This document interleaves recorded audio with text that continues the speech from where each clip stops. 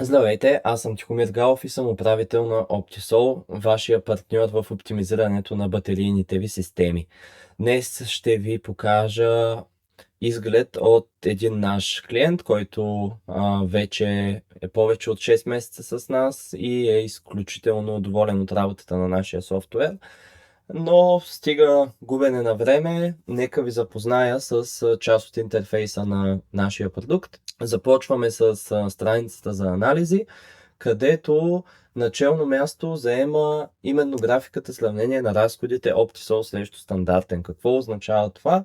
Ами всъщност за нас една от основните цели в този продукт е да бъдем прозрачни, заради това и показваме начално място как Optisol се представя спрямо вашата система, ако нямаше инсталиран интелигентен софтуер за управление. Както виждате, тук съм показал данните за май месец.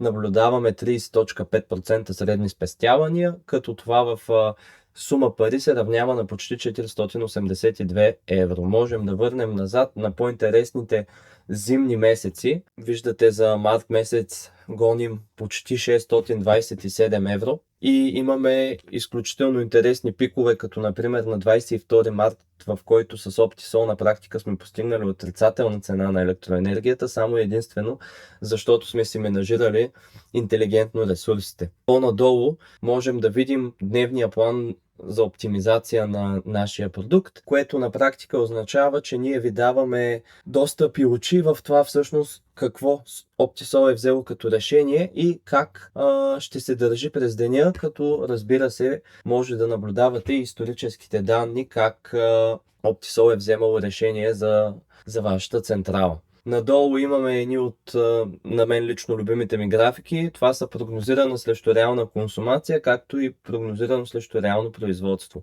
Тук в сила влизат нашите Machine Learning и AI алгоритми, които интелигентно успяват да предвидят разхода ви и потреблението за следващия ден на вашата централа. Тези два компонента за производство и за консумация са в основата на това ние да можем да направим изключително точен план за оптимизация и съответно да разделим вашия ресурс, така че да ви служи максимално добре. Както виждате, за конкретната дата сме постигнали почти 86% точност и както виждате, дори в моментите, в които производството на предприятието е буквално вълнообразно, Optisol успява изключително близо да се доближи до прогнозните стойности на потребление на вашето предприятие. Разбира се, аналогично е и за производството. За съжаление, тук успеваемостта е малко по-ниска, тъй като при соларните системи и